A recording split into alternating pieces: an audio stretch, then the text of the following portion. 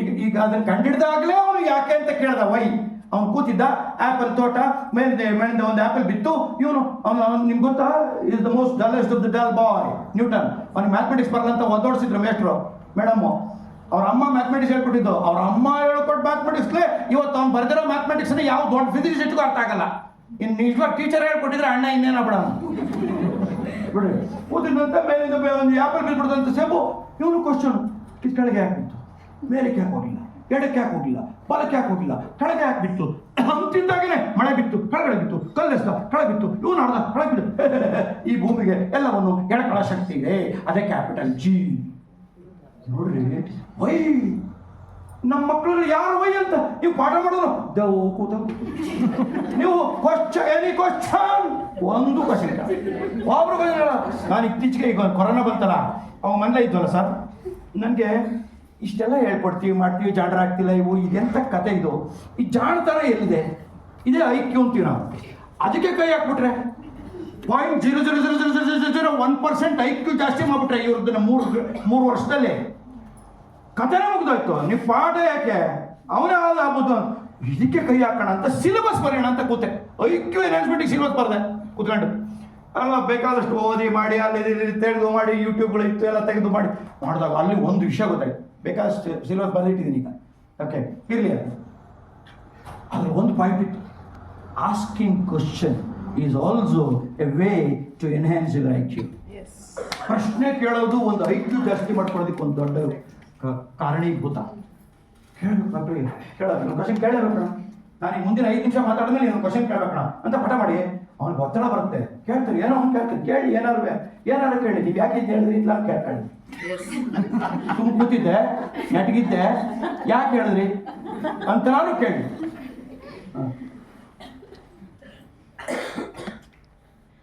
ಶಿಕ್ಷಕರಿಗೆ ಜವಾಬ್ದಾರಿ ಬಹಳ ಇದೆ.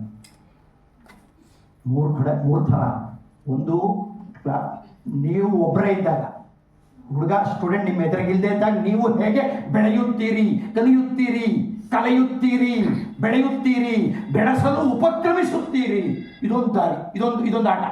ಎರಡನೇದು, ಸ್ಟೂಡೆಂಟ್ ಇರ್ತಾರೆ, ನೀವೆಲ್ಲೆಲ್ಲ ಓಡಾಡ್ತಿರ್ತೀರಿ, ಅಲ್ಲಿರ್ತೀರಿ, ಸ್ಟಾಫ್ ರೂಮ್ ಇರ್ತೀರಿ, ಅಲ್ಲಿರ್ತೀರಿ, ನೀವು ಕಾರ್ಡರ್ ಓಡಾಡಿ, ಅದೊಂದು ಆಟ. ಕ್ಲಾಸ್ ರೂಮಲ್ಲ ಬಂದು ಅವ್ರ ಎದುರಿಗೆ ನಿಂತು ಬಿಡ್ತೀರಿ, ಇದು 3ನೇ ಆಟ. ಈ 3 ಆಟದಲ್ಲೂ ಅವ್ನು ಗೆಲ್ಲಬೇಕು, ಆವಾಗಲೇ ಪರಿಪೂರ್ಣತೆ. ತುಂಬ ಶಾಲೆಗಳಲ್ಲಿ ಶಿಕ್ಷಕರು ಬೈ ಚಾನ್ಸ್ ನೀವು ಟೀಚರ್ ಆಗಿ ಎಲ್ಲ ಓದ್ತಾರೆ ಮಕ್ಕಳು. BSc ಆಯಿತು, ಇನ್ನೇನು ಮಾಡೋದು, ಅಲ್ಲಿಗೆ ಹಾಕು ಇಲ್ಲಿಗೆ ಹಾಕು, BA MSc ಆಯ್ತು, ಏನು B.Ed ಮಾಡು, ಇರಲಿ ಏನೋ ಆಗ್ತದೆ. ಇದು ಬೈ ಚಾನ್ಸ್. ಕೆಲವರು ಟೀಚರ್ಸ್ ಆಗಲೇಬೇಕು. ನಾನು ಒಂದು 2-3 ಲಕ್ಷ ಮಕ್ಕಳಿಗೆ ಕೇಳಿದ್ದೀನಿ, ಗುರುಗಳೇ ಏನಾಗಬೇಕು, ಈ 30 ವರ್ಷದಿಂದ ಕೇಳ್ಕೊಂಡ್ಬಂದಿದ್ದೀನಿ. ಆವಾಗೆಲ್ಲ ಡಾಕ್ಟರ್ ಆಗಬೇಕು ಇಂಜಿನಿಯರ್. ಈಗ ಡಾಕ್ಟ್ರಿಗೂ ಬೆಲೆ ಇಲ್ಲ, ಇಂಜಿನಿಯರ್ಗೂ ಬೆಲೆ ಇಲ್ಲ. 40% ಇಂಜಿನಿಯರಿಂಗ್ ಸೀಟ್ಸ್ ಖಾಲಿ ಈ ರಾಜ್ಯದಲ್ಲಿ. 40% of the engineering seats of vacant. ಯಾರಿಗೆ ಬೇಕು ಇಂಜಿನಿಯರಿಂಗ್ ಸೀಟು ಕೇಳಿ, ನನ್ನ ಫ್ರೀಯಾಗಿ ಕೊಡಿಸ್ಕೊಡ್ತೀನಿ. ತಗೊಂಡು ಏನು ಮಾಡ್ತೀರಿ? ಈ ವರ್ಷದ ಹೊಸ ಕೌನ್ಸಿಲಿಂಗ್ 8 ಜನಕ್ಕೆ ಮಾಡಿದ್ದೀನಿ. ಇವರೆಲ್ಲ ಎಂಥ ಕೇಸು, ಈ ಕೇಸು ಭಯಂಕರ, ಇದೊಂದು ರೋಗ ಹರಡ್ತಾ ಇದೆ. ಬೆಂಗಳೂರಿನಲ್ಲೂ ಹರಡಿದೆ ಇದು. Bengaluru 2 case, Mysuru 6 case. ಅಲ್ಲೇ ಇರೋದ್ರಿಂದ ಇದು ಭಾಳ ಮಜಾ ಇದೆ ಸರ್. ಇದು 8ನೇ ಕ್ಲಾಸು. ನೆಕ್ಸ್ಟ್ ರಜೆ ಬಿಟ್ಟರೆ 9ಕ್ಕೆ ಹೋಗ್ಬೇಕು. ಅಪ್ಪ HR ಮ್ಯಾನೇಜರು ಒಂದು ದೊಡ್ಡ ಕಂಪ್ನಿ, ಅಮ್ಮ ಮಹಾರಾಣಿ ಕಾಲೇಜ್ ಪ್ರೊಫೆಸರು, ಒಬ್ಬನೇ ಮಗ ಅದ್ಭುತವಾಗಿ. ಇವನು 96% 8ಲ್ಲಿ ರಜಾ ಮುಗೀತು. ಎಲ್ಲರದ್ದು ಇದೆ ರೋಗ. 8 ಕೇಸುವೆ. ಇವೊಂದು ಹೇಳ್ತಿದ್ದೀನಿ, ಹೋಗಲ್ಲ. 9ಕ್ಕೆ ಹೋಗ್ಬೇಕಲ್ಲ ರಜಾ ಆದ್ಮೇಲೆ, ಹೋಗಲ್ಲ. ಯಾಕೆ ಹೋಗಲ್ಲ? ಚೆನ್ನಾಗಿದ್ದೀರೋ ನೀನೇ ಫಸ್ಟ್ ಸ್ಕೂಲ್ಗೆ ಹೋಗಲ್ಲ. ಸರಿ, ನಾನು ಕೌನ್ಸಿಲಿಂಗ್ ಹೊರಟೆ. ಎಲ್ಲ ಪರಿಚಯದವ್ರು, ಅವ್ರ ಅಪ್ಪ ಅಮ್ಮ ಎಲ್ಲ ನನಗೆ ಹಾಕ್ಕೊಂಡವ್ರಲ್ಲ ಪರಿಚಯ. ಸಾರ್ ಒಂಚೂರು ಏನೋ ಮಾಡಿ ಸಾರ್, ನಮ್ಗೆ ಹಿಂಗಾಗ್ಬಿಟ್ಟಿದೆ, ಕರ್ಕೊಂಬರ್ರಿ. ಅವ್ನು ಬರಲ್ಲ, ನಾನೇ ಬರ್ತೀನಿ ಬಿಡ್ರಿ ಹಿಂದೆ. ಒಂದು ಕಾಫಿ ಕುಡಿಬೋದಲ್ಲ ಅವ್ರ ಮನೆಗೆ ಹೋಗಿ, ತುಂಬ ವರ್ಷ ಆಗಿ ಹೋದೆ. ಅವನು ನಾನು ಬರೋದು ಕೇಳ್ಕೊಂಡು ಅವ್ನಿಗೆ ಹೇಳಿರಲಿಲ್ಲ. ಅಣ್ಣ ರೂಮ್ ಒಳಗೆ ಹೋಗ್ಬಿಟ್ಟ. ನಾವು ಬಿಡ್ತೀವ ಆಯ್ತಾ, ಕೌನ್ಸಿಲಿಂಗ್ ಮಾಡಿಸ್ಕೊಳ್ಳೋನ್ಗೆ ಅಷ್ಟಿರ್ಬೇಕಾರೆ ಮಾಡೋರಿಗೆ ಅಷ್ಟಿರ್ಬೇಕು. ನಾವು ರೂಮ್ಗೆ ನುಗ್ದೆ. ರೂಮಿಗೆ ಸೋಫಾ ಇತ್ತು ಅವನ ರೂಮಲ್ಲಿ. ನಾನು ಅವನ ಕಡೆ ತಿರ್ಕೊಂಡು ಹಿಂಗೆ ಕೂತ್ರೆ ಅಣ್ಣ ಆ ಕಡೆ ತಿರ್ಕೊಂಬಿಟ್ಟ. ಅವನು ಮಾತಾಡೋಕೆ ಇಷ್ಟ ಇಲ್ಲ. ಆದರೂ ಒಂದು 10 ನಿಮಿಷ ಅದು ಇದು ನಾನು ಏನೇನೋ ಹೇಳಿ, ಯಾಕೋ ಬೇಡ ಕಣ, 10ನೇ ಕ್ಲಾಸ್ ಮುಗಿಸೋ ಸಾಕು, ಆಮೇಲೆ ಬೇಡ ಕಣ, 10 ಓದಿದ್ರೆ ನಿಮ್ಮ ಅಪ್ಪ ಅಮ್ಮನ ಗೌರವಕ್ಕೆ ಏನಾಗಬೇಕು, ನೀನು ಇನ್ನೊಂದು 2 ವರ್ಷ ಮುಗಿಸ್ಬಿಡೋ. ಅವನೇನು ಹೇಳ್ತಾನೆ, ಯಾವುದೋ ಒಂದು ಚಾಪ್ಟರ್ ಎತ್ಕೊಂಬಿಟ್ಟ. ಹೆಂಗೆ ಮನಸ್ಸು ಹೆಂಗೆ ಹೋಗ್ತಾ ಇದ್ರು ನೀವು ಹೊಸ ಕಾಲದ ಹುಡುಗರು ಯಾವುದೋ ಒಂದು ಚಾಪ್ಟರ್ ತುಂಬಿಟ ಉದಾಹರಣೆ ನಿಮ್ಗೆ ಅರ್ಥ ಆಗಲಿ ಕ್ವಾಡ್ರಾಟಿಕ್ ಇಕ್ವೇಷನ್ಸ್ ಕ್ವಾಡ್ರಾಟಿಕ್ ಯಾಕೆ ಹೋಗ್ಬೇಕು ಯಾವುದೋ ಸೋಷಿಯಲ್ ಸೆಕೆಂಡ್ ವರ್ಲ್ಡ್ ವಾರ್ ಯಾಕೆ ತಿಳ್ಕೊಬೇಕು ಹಿಂಗೆ ಇರ್ತಾನಣ್ಣ ಇದು ಬೇಡ ಬೇಡ ಅದು ಬೇಡ ಬೇಡ ಅಲ್ಲಿ ಎಲ್ಲ ಬಿಟ್ಟಂಗೆ ಕತೆ ಆಗೋಯ್ತಲ್ಲ ಒಂದು. ನನಗೆ ಆವತ್ತು ಟೀಚರ್ಸಿಗೆ ಮಾತಾಡ್ಬೇಕಾದ್ರೆ ಒಂದು ವಿಷಯ ಹೇಳಬೇಕು ಅಂತ ಏನು ಹೇಳಿ, ಏನೇ ಶುರು ಮಾಡಿ ಇದು ಏಕೆ ಮುಖ್ಯ. ಸೆಕೆಂಡ್ ವರ್ಲ್ಡ್ ವಾರ್ನ ಅರ್ಥ ಮಾಡ್ಕೊಂಡ್ರೆ ನೀನು ಥರ್ಡ್ ವರ್ಲ್ಡ್ ವಾರ್ನ ನೀನು ಇರೋ ತನಕ ಯೋಗ್ಯ ಅಯೋಗ್ಯ ಮಾಡಲ್ಲ ಅಥವಾ ಮಾಡಕ್ ಬಿಡಲ್ಲ ಅಂತ ಸೆಕೆಂಡ್ ವರ್ಲ್ಡ್ ವಾರ್ ತಿಳ್ಕ ಅಂತ ಹೇಳ್ಬೇಕು ನೀವು. ಈ ಕುರ್ಚಿ ಬಗ್ಗೆ ತಿಳ್ಕೋಬೇಕು. ಯಾಕೆ ತಿಳ್ಕೋಬೇಕು? ಇದು ಇರಲೇ ಇರಲಿಲ್ಲ ನನ್ನ ಕಾಲದಲ್ಲಿ.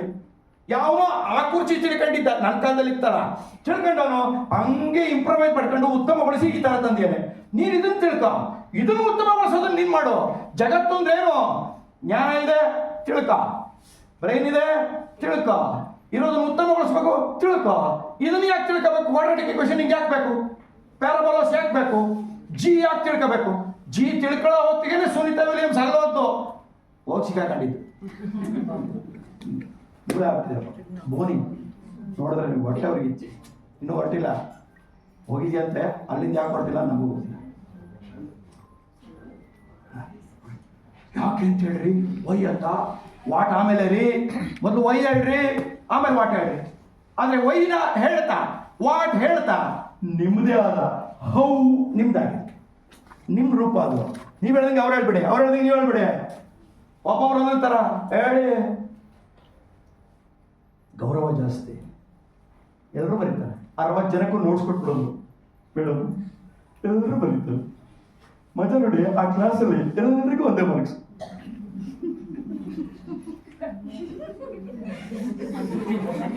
ಏನ್ ಬರೀಬೇಕು ನೀನು ಅಂತ ನಾನೇ ಹೇಳೋದು. ಹಿಂಗ್ ಬರೆದ್ರೆ ನಿಂಗೆ ಮಾರ್ಕ್ಸು ಅಂತ ಹೇಳ್ಬಿಡೋದು. ಅವನು ಹಂಗೆ ಬರೆಯೋದು, ನೀವು ಮಾರ್ಕ್ಸ್ ಕೊಡೋದು. ಇದು ಶಿಕ್ಷಣವೇ? ಹಿಂಗೆ ಹಿಂಗೆ ಹಿಂಗೆ ಹಂಗೆ ಹಂಗಾದ್ರೆ ಹೆಂಗೆ? ನಿನಗೇನು ಅನ್ಸುತ್ತೆ ಹಂಗ್ ಬರಿ ಅಂದ್ರೆ ಅವನ್ ಬರೀತಾನೆ. ಅದು ಶಿಕ್ಷಣ. ಜ್ಞಾನ ಅಲ್ರಿ ಕೊಡ್ಬೇಕಾಗಿರೋದು. ನಮ್ಮ ಇವರು ಬನ್ನಂಜೆ ಗೋವಿಂದಾಚಾರ್ಯ ಯಾವಾಗಲೂ ಹೇಳೋರು, ಏನು ಮುಖ್ಯ ಮನುಷ್ಯನಿಗೆ? ಅರಿವು ಗೊತ್ತಿರ್ಬೇಕು. ಆಮೇಲೆ ಅವರೇ ತಕ್ಷಣ ಹೇಳ್ಬಿಡೋದು. ನಾನು ಇದನ್ನು ಕೇಳಿದ್ದು 40 ವರ್ಷಗಳ ಹಿಂದೆ, ನಾನು PUC ಇದ್ದಾಗ. ಆಮೇಲೆ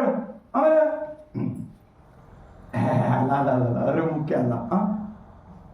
ಅರಿವು ಮುಖ್ಯ, ಆದ್ರೆ ಅರಿವು ಇದ್ರೆ ಮುಖ್ಯ. ಇವ್ರ ಹತ್ರ ಇದ್ರೆ ನನಗೇನ್ರಿ ಬಂತು? ನನ್ನ ಹತ್ರ ಇರ್ಬೇಕಲ್ರಿ.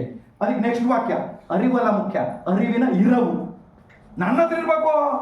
ನನಗೆ ಗೊತ್ತಿರ್ಬೇಕು, ಪಕ್ಕದವನಿಗೆ ಗೊತ್ತಿರೋ ಅವ್ನು ಬರೀತಾನೆ, ನನ್ಗೆ ಗೊತ್ತಿರ್ತಾನೆ ನಾ ಬರೆಯೋದು. ಅರಿವಿನ ಇರವು. ಆಮೇಲೆ ತಕ್ಷಣ ಹೇಳೋರು ಅರಿವಿನ ಇರವಿದ್ರೆ ಏನು ಪ್ರಯೋಜನ? ಅದು ಮುಖ್ಯ ಅಲ್ಲ. ಯಾಕೆ? ಹನುಮಂತ ಹಾರದ್ನಲ್ಲ, ಹಾರಕ್ ಮುಂಚೆನೋ ಅವ್ನಿಗೆ ಹಾರೋದು ಅನ್ನೋದು ಗೊತ್ತಿರುತ್ತೆ ನ್ಯಾಚುರಲಿ. ಮತ್ತೆ ಇವಾಗ ಗೊತ್ತು ಪ್ರಕಟ ಆಯ್ತು ಅಂದ್ರೆ ಅವನಿಗೆ ಅವಾಗ ಗೊತ್ತಾಯ್ತು ಹಾರದ್ ನನ್ನ ಹತ್ರ ಇದೆ, ಹಾರಬೇಕು ಅಂತ ಅರಿವು ಅವನಿಗೆ ಬಂತು. ಅಂದ್ರೆ ಅರಿವಿನ ಇರವಿನ ಅರಿವು ಮುಖ್ಯ. I should know that I have it and I know it. ಅದಾಗಿದೆಯಾ?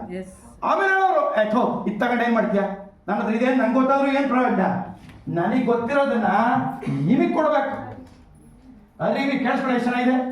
ಅರಿವಿನ ಇರವಿನ ಅರಿವಿನ ಅರಿವು ಮುಖ್ಯ. ಇದೇ ಶಿಕ್ಷಕ.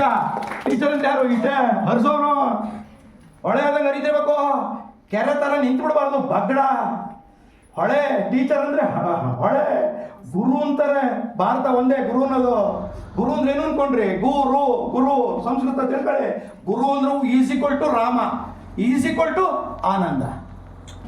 ರಾಮ ರಾಮ ರಾಮ ರಾಮ ರಾಮ ರಾಮ ರಾಮ ರಾಮ ರಾಮ ರಾಮ ರಾಮ ರಾಮ ರಾಮ ರಾಮ ರಾಮ ಅಂತ ಹನುಮಂತ ಹೇಳ್ದಂಗೆ ದೇಹ ಬೆಳೆದ್ಬಿಡ್ತು ಹಾರ್ಬಿಟ್ಟು ಆನಂದದ ಉಪಕ್ರಮಗಳು, ಆನಂದದ ಲಕ್ಷಣಗಳು, ಆನಂದದ ಲಾಭಗಳು, ಜಯ ವಿಜಯ ಪರಮೋಚ್ಚ ಸ್ಥಿತಿ.